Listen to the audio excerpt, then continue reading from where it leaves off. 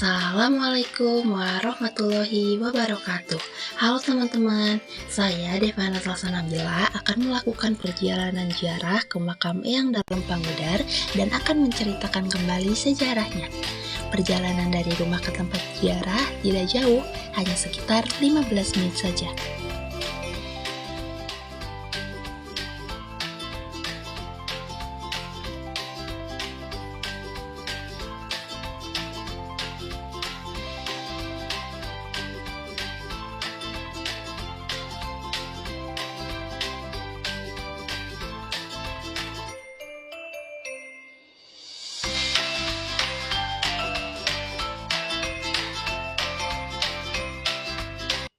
Pada awal abad ke-18, Kesultanan Cirebon berada dalam masa yang tidak stabil.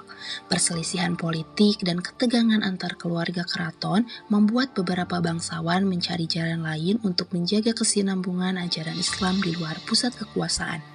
Salah satu di antaranya adalah Raden Habib Pangeran Panji Argaloka, keturunan Kesultanan Kanoman dan masih berada dalam garis nasab Sunan Gunung Jati. Dalam situasi kerajaan yang kacau, Argaloka memilih meninggalkan Cirebon untuk menyebarkan ajaran Islam di wilayah Priangan.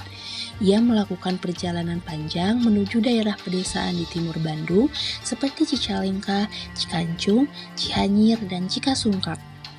Untuk memudahkan hubungan dengan masyarakat, ia memperkenalkan dirinya sebagai seorang tabib keliling bernama Raden Satyawardana. Kemampuannya mengobati penyakit, sikapnya yang rendah hati, dan pengetahuan agamanya menjadikan ia cepat diterima oleh penduduk setempat. Di wilayah ini, Argaloka menikah dengan Nyai Candrabulan, putri dari tokoh masyarakat bernama Mbah Gaong. Pernikahan tersebut membuatnya semakin dekat dengan penduduk lokal dan memperluas pengaruh dakwahnya. Pada masa itu, wilayah Priangan berada dalam tekanan politik kolonial dan Belanda mengawasi ketat setiap tokoh yang dianggap dapat menyatukan masyarakat. Popularitas Argaloka menumbuhkan kekhawatiran Belanda. Mereka menganggap kegiatan dakwah yang berkembang pesat sebagai ancaman yang dapat memicu perlawanan.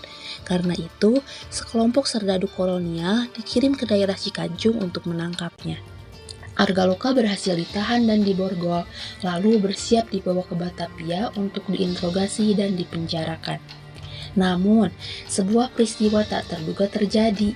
Dalam perjalanan, Argaloka tiba-tiba menghilang dari pengawasan pasukan Belanda. Sementara belenggu yang mengikatnya ditemukan terlepas. Masyarakat kemudian menyebut peristiwa ini dengan istilah pangudar, yang berarti lepas atau terbebas. Dan sejak saat itu, ia dikenal sebagai Mbah Dalam Pangudar. Setelah kejadian itu, Argaloka tidak lagi tampak di hadapan masyarakat secara terbuka. Para pengikutnya sempat kebingungan mencarinya, hingga akhirnya muncul kabar bahwa ia menampakkan diri di daerah Cinangka. Ia memberikan pesan bahwa siapapun yang membutuhkan bimbingan atau ingin mengenangnya dapat mendatangi tempat yang kelak menjadi makamnya. Kini, makam keramat Mbah Dalam Pangudar di Kampung Cinangka, Desa Mandalasari, Kecamatan Cikancung, menjadi bagian dari sejarah lokal dan tempat ziarah bagi masyarakat.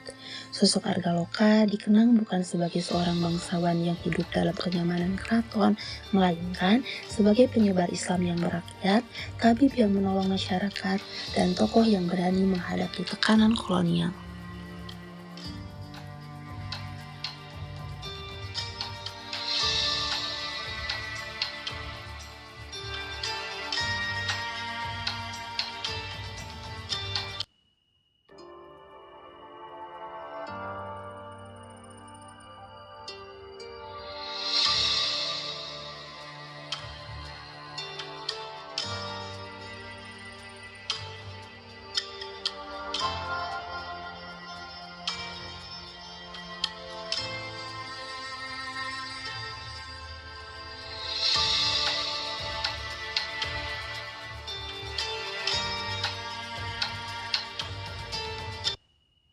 Terima kasih sudah menemani.